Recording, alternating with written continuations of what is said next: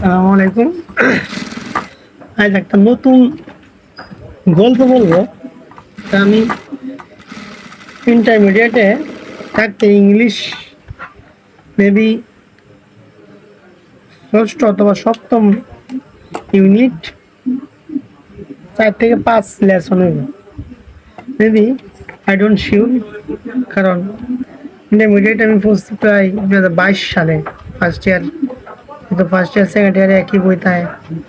তো সঠিক লেসনটা বা ইউনিটটা মনে নাই, কিন্তু গল্পটা মনে আছে।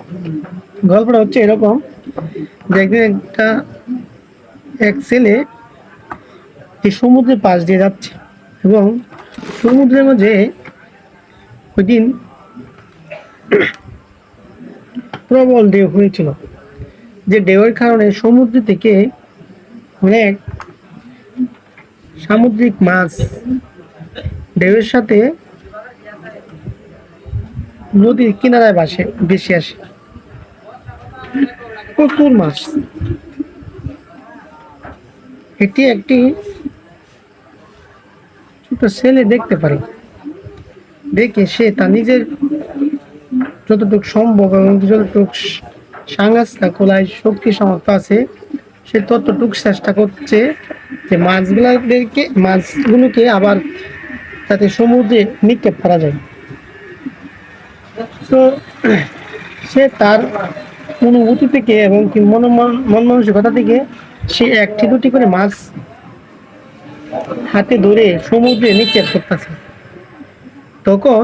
কতক্ষণ মাছ নিক্ষেপ করার পরে একজন লোক আসলো তার কাছে, এসে জিজ্ঞাসা, তুমি কি করতেছো? তো বলতেছে যে ঢেউয়ের কারণে অনেক মাছ সমুদ্রে কিনারায় এসে পড়েছে, আমি মাছগুলোকে আবার সমুদ্রে নিক্ষেপ করতেছি। তখন সে লোকটি জিজ্ঞাসা যে তুমি যে সমুদ্রে কি এত এত মাছ বলতেছে আমাকে? তখন সে বলতেছে যে আমি আমার নিজ থেকে যতটুকু সম্ভব ততটুক চেষ্টা করব। আমি একা তো আর সবগুলো মাছে প্রাণ দিতে পারবো না, তবে আমি যতটুকু সম্ভব ততটুক চেষ্টা করব। ঠিক কথাটা হচ্ছে তেমনি, এই এত বড় পৃথিবীতে গরিব অসহায় মানুষের অভাব নেই, অনেক অসহায় গরিব মানুষ আছে। আমি তো আর একা সবগুলাকে সাহায্য করা সম্ভব না, তবে আমি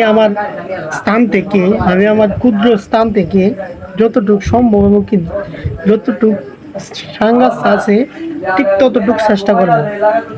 এমনভাবে যদি প্রত্যেকের স্থান থেকে চেষ্টা করি যেন অসহায় এবং কি গরিব মানুষদের পাশে থাকবো, তাহলে একদিন এই সমাজে অসহায়, খেটে খাওয়া, দরিদ্র এবং কি ভিক্ষুক থাকবে না।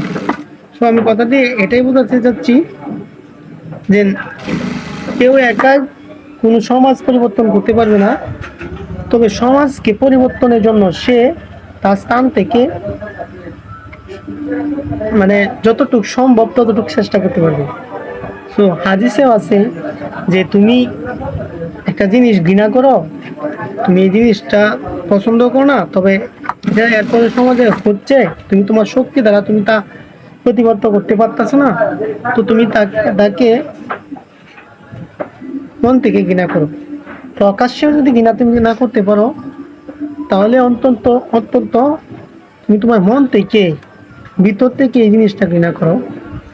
তো আমিও এটাই বলবো যে যার যতটুকু সাংঘাতিক আছে, আমরা যারা মোটামুটি ভালো চলতে পারি, খাইতে পারি, চলতে পারি, ওরা হয়তো এই জিনিসটা বুঝবো না, কিন্তু আমাদের সমাজে অনেক দরিদ্র মানুষ আছে যারা নিজেদের স্থান থেকে নিজেরা কিছু করতে পারতেছে না এবং কি বলবে যে তাও প্রকাশ করতেছে না, লোকলজ্জার ভয়। তো দান দক্ষিণা বা সাহায্য সহযোগিতা এমনভাবেই করা দরকার যেটা মানুষের উপকার হয়, যাতে সে কোনো কারণে সে ছোট না হয়, তার মাথা যাতে ছোট না হয়। তো অবশ্যই চেষ্টা করো প্রত্যেকের স্থান থেকে হতদরিদ্র মানুষ, এতিম, অনাথ, এমনকি ভিক্ষুক, যারা অসহায় রয়েছে, তারা যেন দুই মুঠো ভাত শান্তিতে খেতে পারে এবং কি সুখে শান্তিতে জীবনে এই পৃথিবীতে বসবাস করতে পারে, তার সকলেই চেষ্টা করে। আসসালামু আলাইকুম।